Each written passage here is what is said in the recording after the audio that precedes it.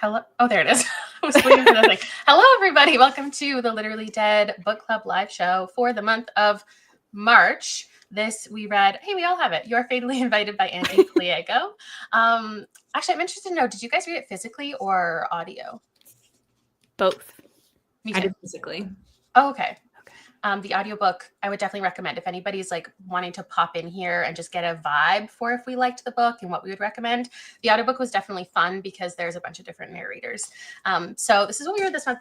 For April, just a little reminder, if you don't know, we're reading The Inheritance by Trisha Saklecha. So if you read like the island story with all the strangers and you want to read an island story with a family instead, this is the vibe for April. I'm going to have my co-hosts introduce themselves. I would love to know, your name, your channel, maybe what you read, and like a recent favorite mystery, thriller, or horror. That's what I love to gauge your first taste. And while they're doing that, you can put in the comments. Sorry, I don't mean to cover your face up. I hate how sometimes the comment things pop you up and sometimes it just covers it. I don't understand how that works. Yeah. But you can put in the comments a little emoji. If you read it, give me a knife. If you haven't read it yet or you're waiting to be convinced, you DNF'd it, a skull. And then in a minute, we'll ask for ratings. Well, my name is Olivia, or Liv from Liv's Library. I'm pretty active on YouTube and Bookstagram for the most part. I read kind of like Kayla. It sounds interesting if you put it in my hands, I'll most likely read it, but I'm kind of partial to fantasy and mystery thrillers. I don't read a ton of horror. I'm kind of, I guess, more picky or like a newbie when it comes to horror. But I would say my horror taste is kind of like Grady Hendrix, where it's like the fun, not too dark, but like, I don't know, the kind of fun horror. And then my newest or latest mystery thrillers that I read are these two that I really loved. This one's like a family suspenseful drama, and then this one's super British and super funny. A little bit backlisted, but I loved both of them. I haven't read any horror, I don't think, yet this year, though. So if anybody has any suggestions, let me know. But yeah, that's pretty much me. I'm Ashley. My channel is Ashley's Little Library, and I mostly read mystery, thriller, horror. I'm like away from a little bit recently. I've been more into like cozy things, a little bit of romance, a little bit of like fantasy or speculative things as well, but mostly mystery thriller is where most of my reading is.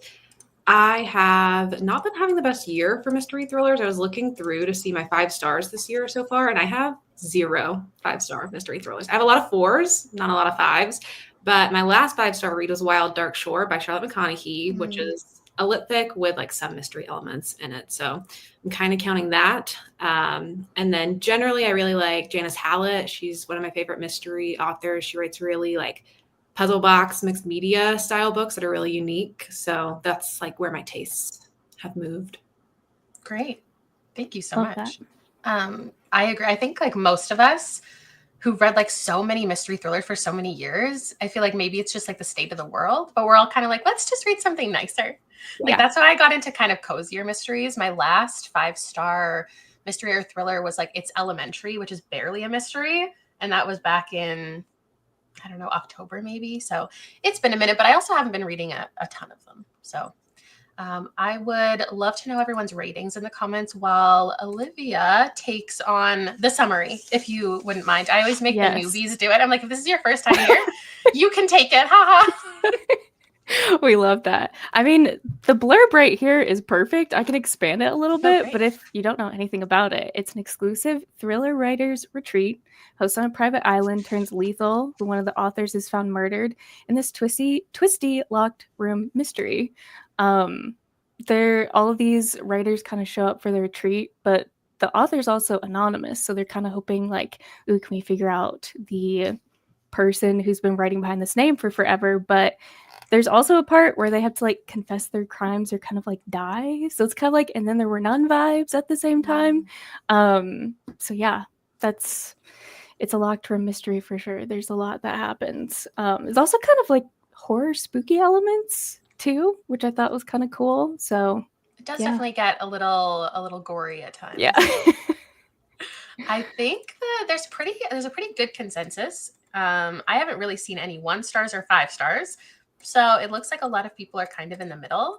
I love going into these live shows not knowing anything about like people's feelings about the book, especially my co-host. So I have like literally no idea what either of you thought of this, obviously. And I kind of just feel like we're all going to give it the same rating. So I'm interested to know if anybody felt very extreme about it. But yeah, if you want to give me, I like doing like a 1 sentence, like spoiler free review along with your rating. And then I'll give a spoiler warning for anybody who's waiting, who wants to leave before that happens. Liv, what did you give it? I gave this to be precise, 3.75. So Okay. kind of like right in the middle. Mhm. I'm trying to think of what exactly I wrote. It was a captivating locked room mystery with some horror elements. Didn't love the characters, but I guess I'll just keep my review at that. I don't know. All right, That's more that's than good. 1 sentence, but No, that's perfect. I am giving this a 4-star. I thought it was going to be a 5 for a long time. And then what I liked about it was the organized chaos of it. I feel like it was really leaning into a lot of the things that I really like. I love locked room mystery thrillers. I love stories with writers in them for some reason, usually work for me too. But by the end, it got chaotic in a way that I felt like was a little bit of a detriment to the story. And it kind of fell apart a little bit. Great. That's a great way to summarize it. I think that'll help people who are waiting to know if they want to read it or not based on that. And what like we've all kind of read before and where our tastes lean. Just like I thought we're all giving it the same rating. I'm hovering between a 3.75 and a 4. I don't know. I think by the end of this discussion, I'll have a better idea. Either I'll learn to respect it a little more than I did, or I'll be aware of more of the flaws based on the comments. But this whole book, I was reading it, I was like, this is gonna be a 4. Like, this is definitely a solid 4. And then when all of the reveals came in, I had predicted every single one of them. So I just feel like a 4 is a little bit high. So a 3.75 feels right. But also I respect everything that this book did. Like, it didn't do anything to wrong me. So I feel like a 4 also makes sense. Okay, we're gonna get into spoilers pretty quickly. But I'll go through a couple more just to see. Okay, there are some high ones. There's 4.5s. Some people gave it a 2. I've seen a couple DNFs. I'd love to know why you DNF'd it. Like what exactly it was about it. Was it like the writing style? Was it the characters? Okay. Let's see. My first question, I'm so sorry. I don't want to cover you up. My first one is, who's your favorite character? And then I also wanted to ask whose perspective did you enjoy the most? Because I feel like those are two different, you might have the same answer, but I feel like it's two different questions. Because I think you might have a favorite character that you enjoy their personality, but then you might have preferred going back to a certain perspective because of what it kind of offered. I personally said Cassandra because she was super funny and I don't know, she just had a lot going for her. I was like, did she actually do something to her husband's? Did she not? Like, I don't know. I just love the humor and the innocence behind her, but at the same time, you knew there was more going on. I didn't think about it being two different things, though. She was one of my favorite characters. So I was like, oh, yeah, Right. As you kind of read, there is more perspective. So I don't know. I liked her the most, though. I didn't feel like I had an obvious favorite character in this one. There weren't many that felt super distinct to me. Like Fletcher felt very distinct because the whole time he's kind of like, oh, Rodrigo's not dead. Like, I don't believe any of this is actually happening. So I think he was a little more interesting because he stood out that way. And I liked Mila, our main character, mostly, who's setting it all up and following her perspective, since I kind of like that it was written in second person and gives you a little bit of a mystery, like who is she targeting? So that was interesting to follow through the story. It seems like most people are saying Cassandra, which is interesting based on the reveals of the book. I couldn't tell if I like Mila or not. She was kind of annoying sometimes, but then like, I don't know. I feel like maybe I would have made some of the same choices she did. So I don't know.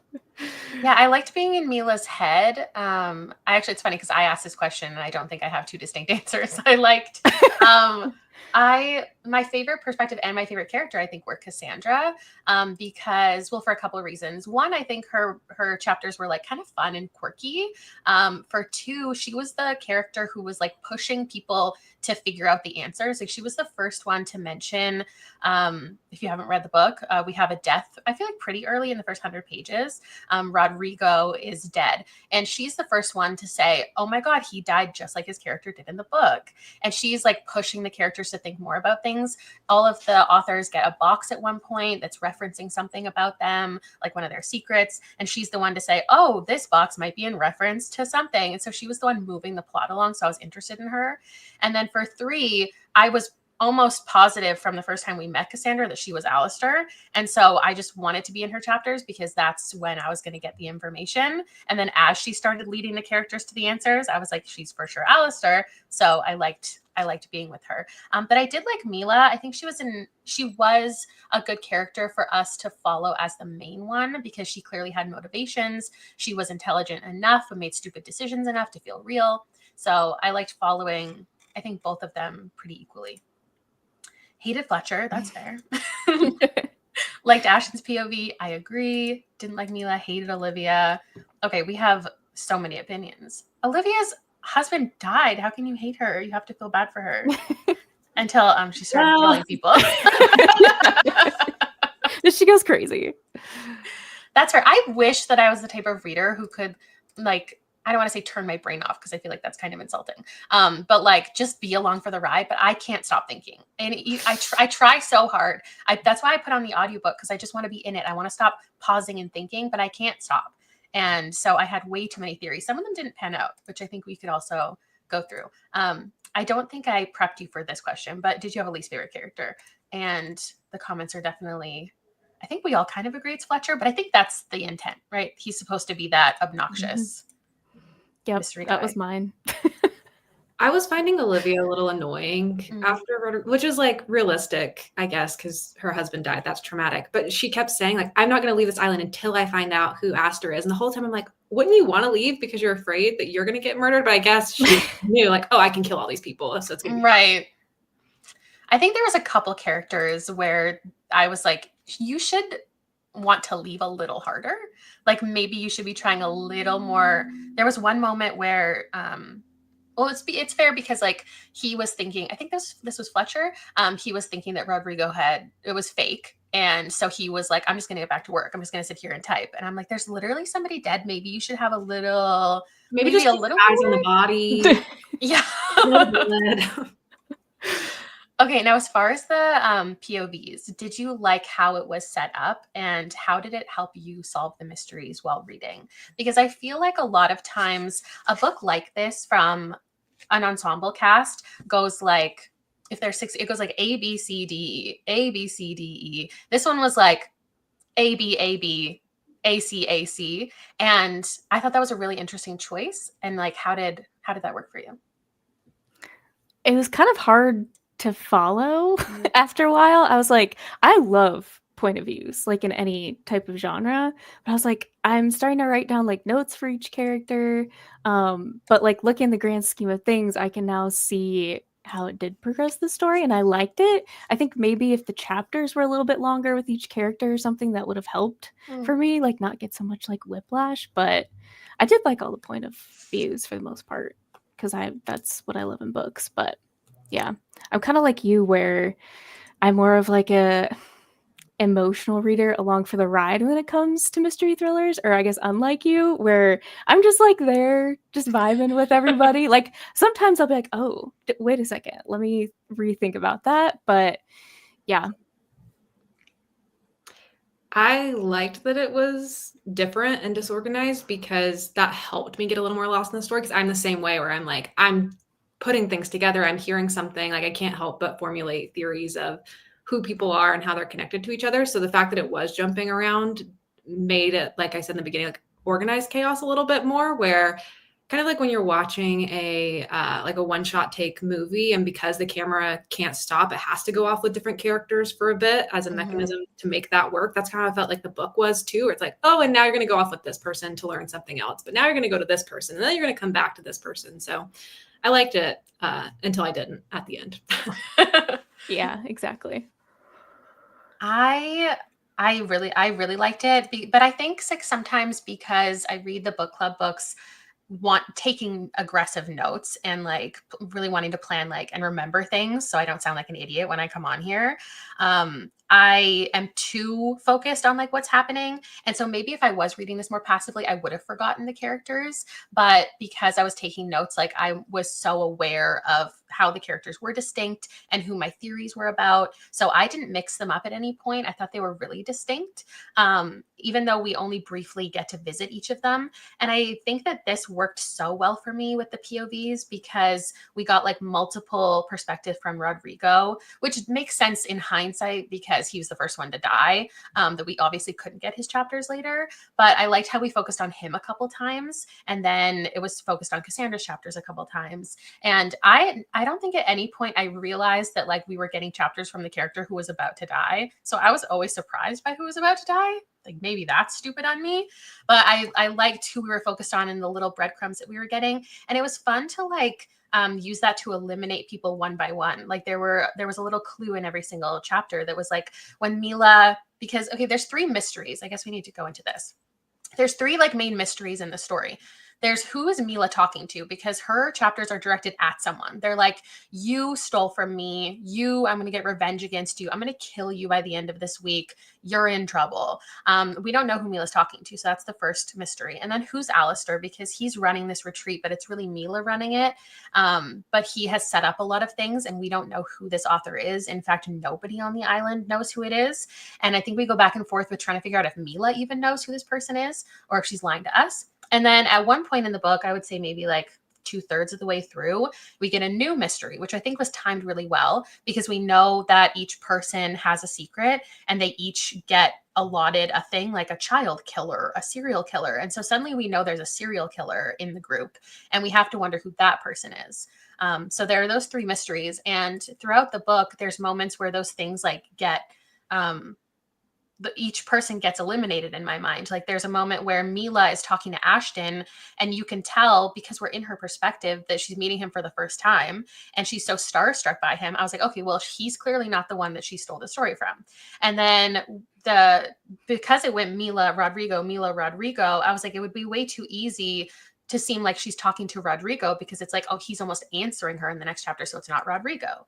And then there was like, I was like, Fletcher can't be Alistair because he was mad that Cassandra was invited to the island. And like, how would we get that? If he's the one who invited Cassandra, he can't be Alistair. Then there was a moment where Ashton and Mila were kissing and she got a text from Alistair. I was like, okay, so it's not Ashton. And I love just getting to like tick everyone off and scratch everyone out, which is not how I always read a thriller, but because it was for the book club, I was really paying attention. I'm starting to think maybe I should read every thriller as if I'm going to make a discussion about it because I am having so much more fun being engaged with it. So I think my question now is like, could you predict any of the reveals? We got the reveal of who Mila was talking to. We got who Alistair is, and we got who the serial killer is. So at what point could you figure that out? Did you see any of them coming? Which ones? I think I knew Violet had something to do with something pretty early on because in one of the parts of Alistair's book, he was saying something about a character that's unchanged, something, something, something. And Violet was always very even keeled. Like, it's like, okay, she has something to do with that. Like, I kind of put that together. And then Cassandra just seemed too innocent until proven guilty. Like, I don't know why I suspected her, like, the second I met her. But I was kind of like you, where I was like, okay, such and such, like, kind of connecting all of those dots the same wavelength you were as well. But Violet and Cassandra, I knew like straight up. I was like, something's going on with them. So, yeah. Yeah, I was doing the same thing of like eliminating theories as they were going, which I also think was good that they did so many different perspectives because I've had mysteries ruined for me before based on the selected POVs you get where you're like, well, why are they not giving me that one character's point of view? Obviously there's something there. Or why am I getting this weird random point of view? Obviously they're connected to this person in some way. So getting everything made it way more complex to put it all together in the beginning.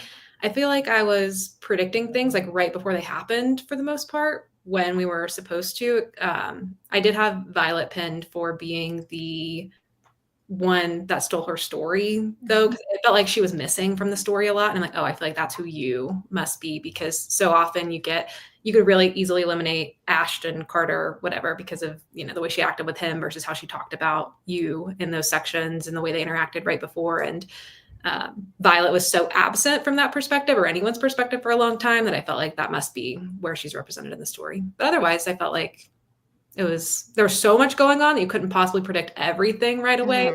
You would get there before the book revealed it. Yeah, that's why I think like when people say, some people might say it's predictable, which I totally understand because I agree in a sense. But the fact that we didn't even get a plot line about a serial killer until 2/3 of the way through, like there's no way, I don't think anybody could have predicted that necessarily, or that there was multiple people killing people, because Alistair is killing the authors, but then we find out somebody else is killing the staff. So we know that there's multiple killers. And at that point, I couldn't predict where the plot would go, even though I could predict who did what. So with Mila, she is talking to Violet. And I predicted that just like Ashley. I thought she was too absent. I was like, well, clearly we're missing her for a reason. So either she's Alistair or she's the thief. Yep. And I couldn't think she was the Alistair because I was so committed that it was Cassandra. For one, because like she was the only one, they specifically mentioned only one person is the right age that could be Alistair. And I was like, okay, well, there's only one older person. So I definitely thought at one point, maybe there is an Alistair. Maybe there is someone secretly hiding on the island somewhere. And I kind of hoped that's what it was. But my big theory was like, it's kind of like Saw, where the person gets killed off really early and then is like secretly watching. And it did end up being Cassandra. I couldn't predict like why and her reasoning behind it. And then as far as who the serial killer was, I predicted that so not early, but like I had my eye on Olivia since the beginning. Because I don't know, just the way she was introduced into the book, I thought she wasn't really given a lot of agency. I felt like even when Mila was, and there's a reason why, because she's married to another character who's there, and she says his last name, and then she says, oh, Olivia is the wife of that man.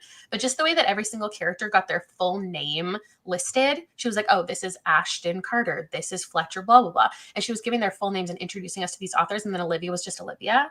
And then also Olivia like was only writing collaboratively with her husband. Like I didn't feel like she was a fully formed character, and maybe she would have some type of reason to get revenge on someone, or she was bad in some type of way. So as soon as we found out there was a serial killer, I was like, oh, it's probably Olivia.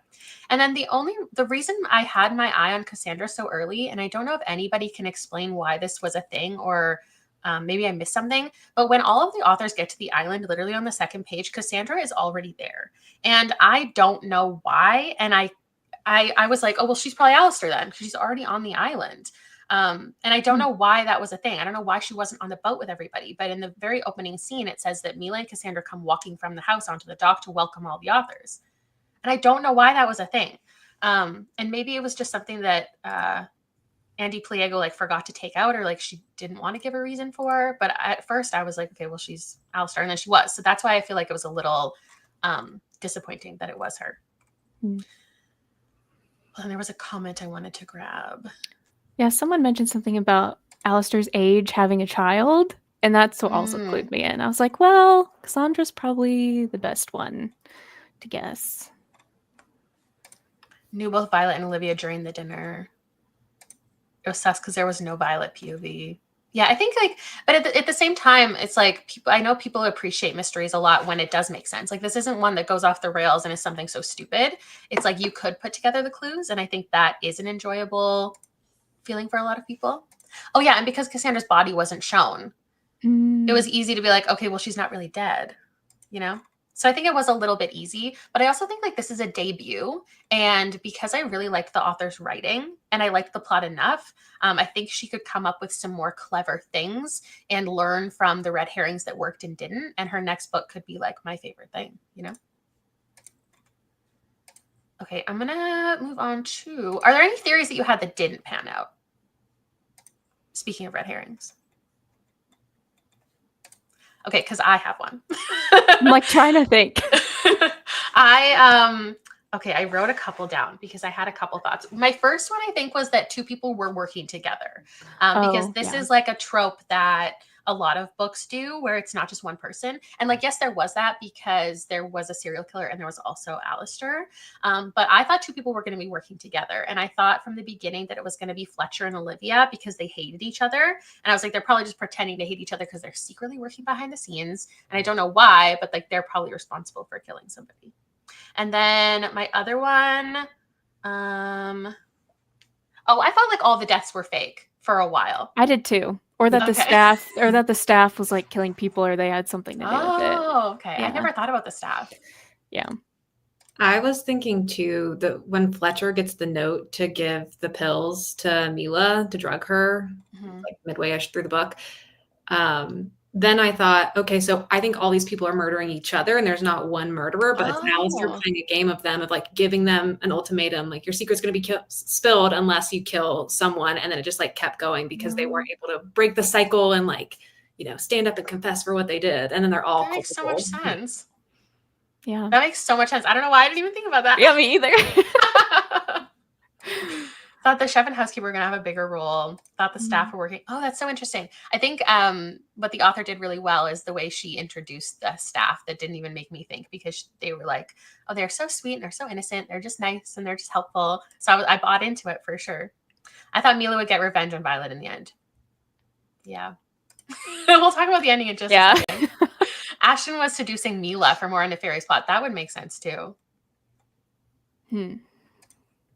I definitely thought the staff was stealing all the memorabilia to sell as a part of a criminal business.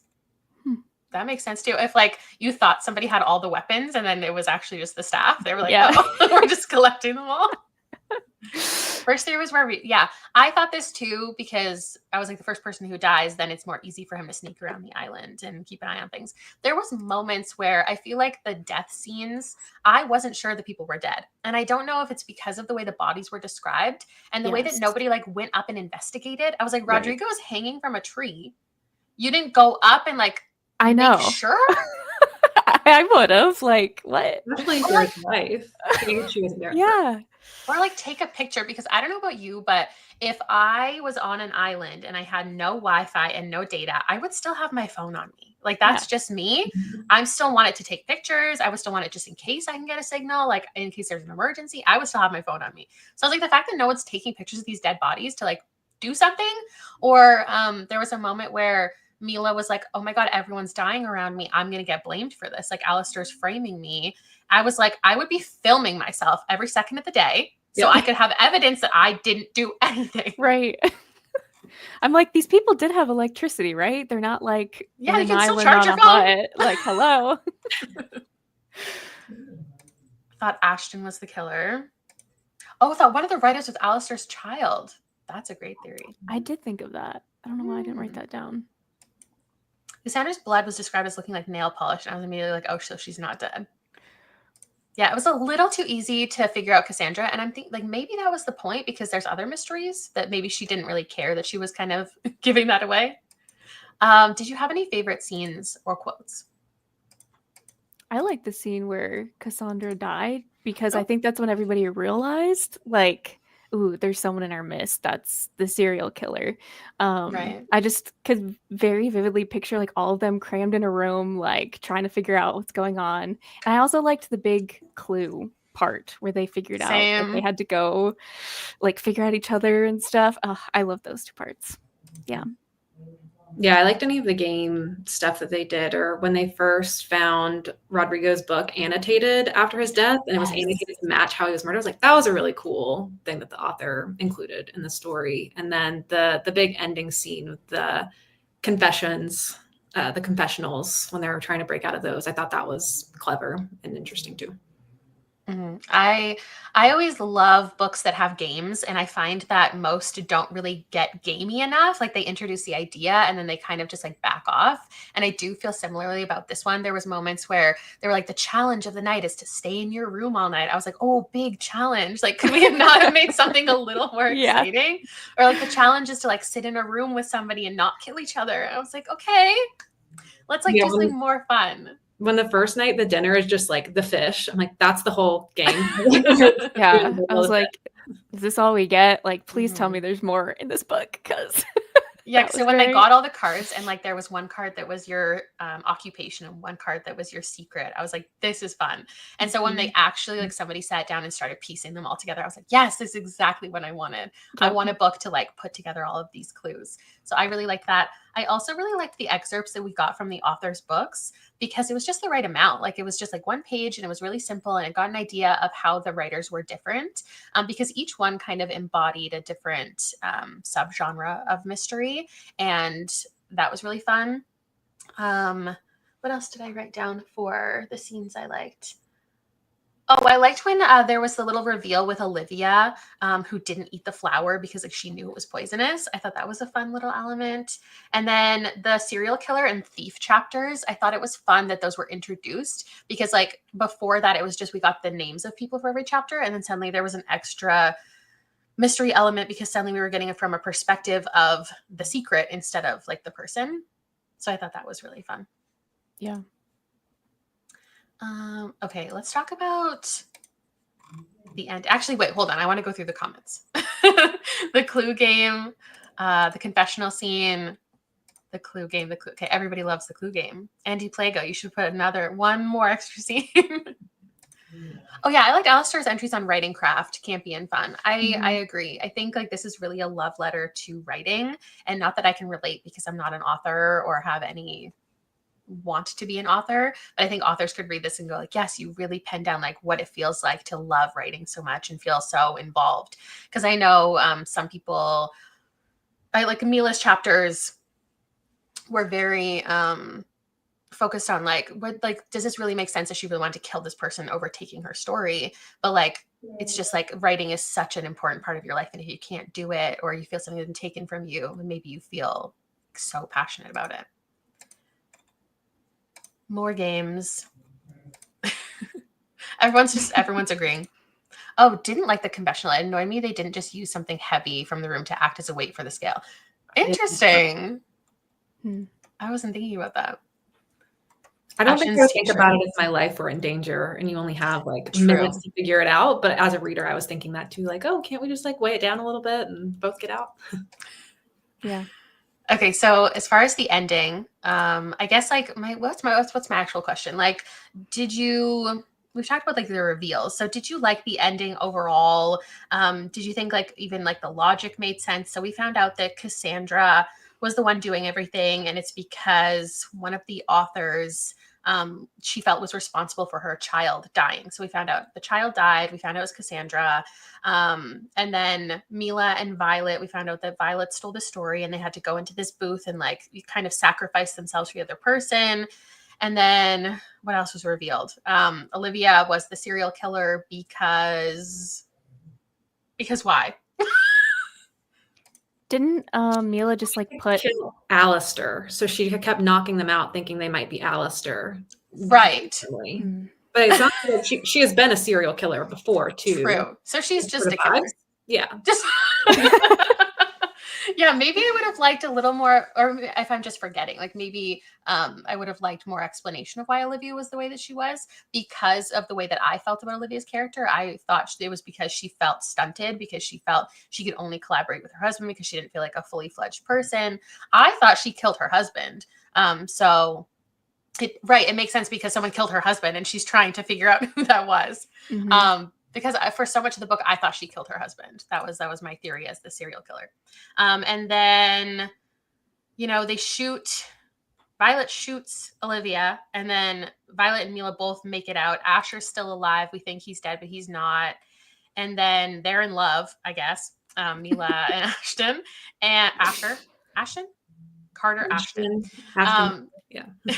And then we get like a flash forward to them writing books together, Mila and Violet and their friends and their co-authors, and they're starting a writing retreat on the island because she got gifted the island. So how did you feel about all of that and the reveals and the ending?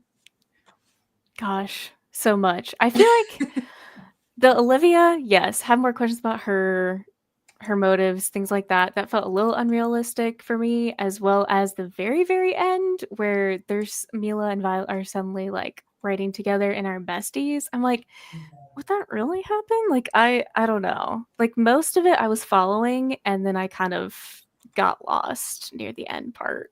It's like, I don't know. I don't know. I don't know how to feel. Yes, in the romance. I feel like we could have dealt without that. Unless there was some purpose. I was going to ask you guys, did you see a purpose in the romance aspect of it? Because it just brought me out of the story, Mila and Ashton. Because they hadn't met previously, right? No, she was just like obsessed with him though. Okay. It just felt really forced and weird to me. I don't think I had any opinions about it. Like, I understand both perspectives, people who love it, people who hate it. I was kind of like whatever about it. I don't think the book needed it, but it was also something that I guess was interesting because then it felt like there was a little bit of stakes with like if he dies or not, I guess. True. Yeah, I thought it was cool that he faked his death, but I didn't care that he lived at the end, if that makes sense. I liked the element of someone faking their death in the story as just another interesting ending for someone's path, but I wasn't rooting for them as a romantic pair, and I kind of feel like too many people were left alive by the end for some reason. Like, I really did just kind of want a final girl moment at the end with how it was all leading up.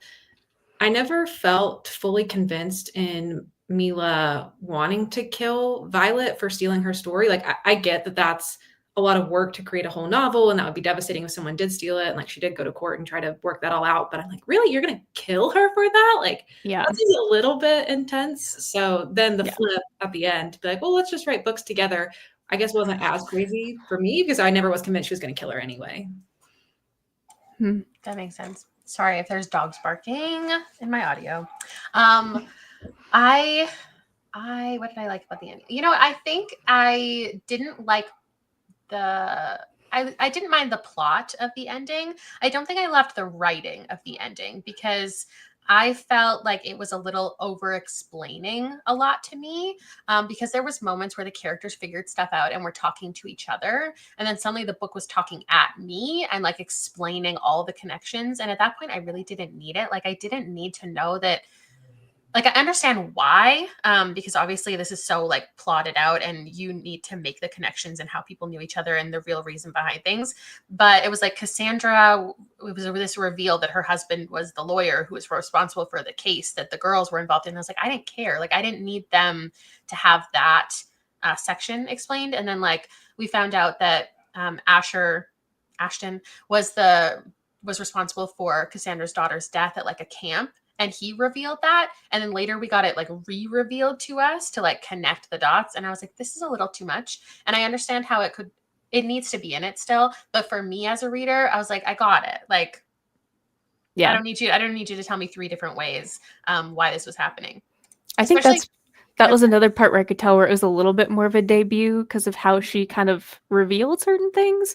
And then also like the writing was really bingeable, but it also felt, I don't know, debut as well. Just like the writing in general, not like the plot and the characters and everything, but that specifically, I was like, yeah, maybe the way she's over explaining, you could kind of tell was her first book. I don't know.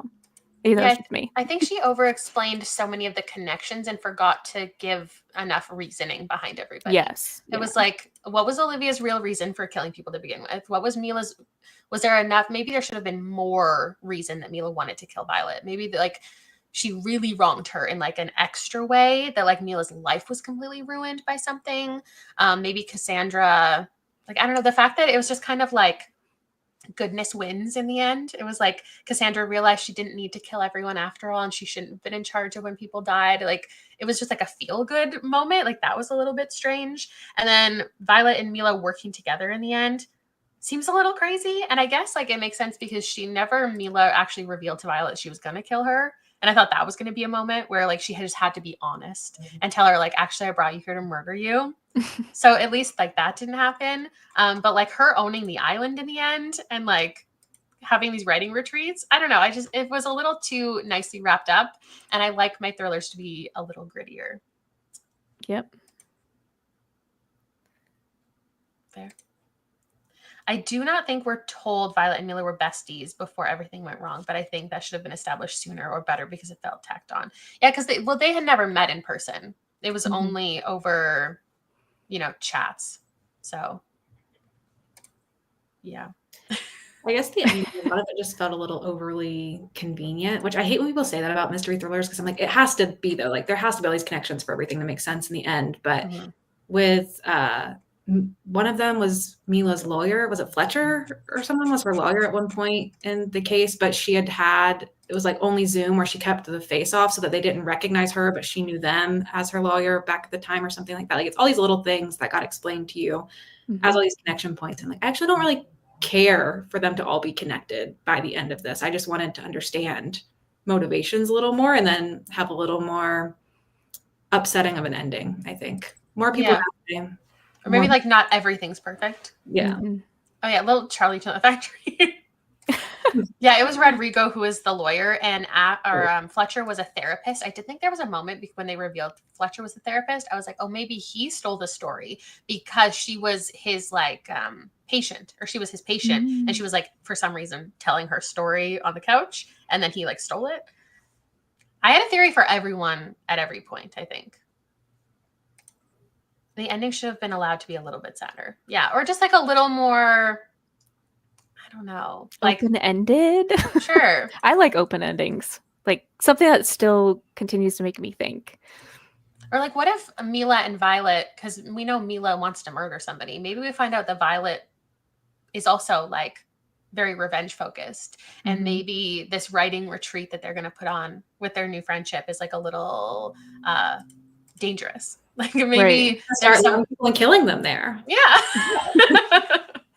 Or like instead of like them with an interviewer, you could have Violet or Mila about to tell Violet, maybe I was about to kill you, maybe not, and it just like ends and then you never know. Something like that. Yeah, something a little more interesting than like warm-hearted, I guess. Okay, anything that you guys would have changed about the book? I feel like I have gone through everything already because I've been like semi-ranting at the same time. But there's anything else, especially the comments want to like hate on? I feel like the romance a little bit unnecessary. Yeah. I mean, it kind of makes sense. And then also, I would have loved to have the point of views like longer chapters, not quite as much whiplash. Like I did like how many point of views we had. It was just super short.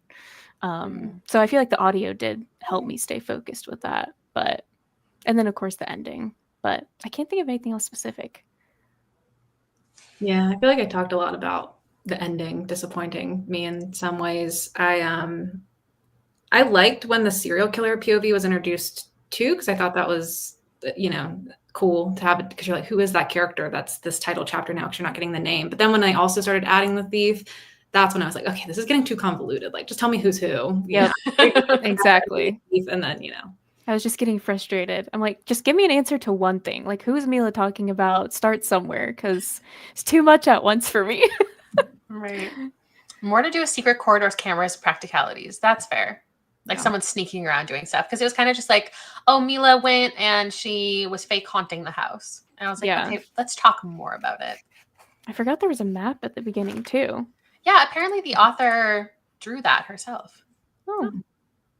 Because she was like, I was just watching an interview with her that was like explaining how she pitched the book. And she was like, oh, I want there to be a map at the beginning so you can see the house. And the publisher was like, okay, great. Send it over when you have it ready. Cool. Will you read from her again? I think so. Yeah. Yeah. It was a great first book.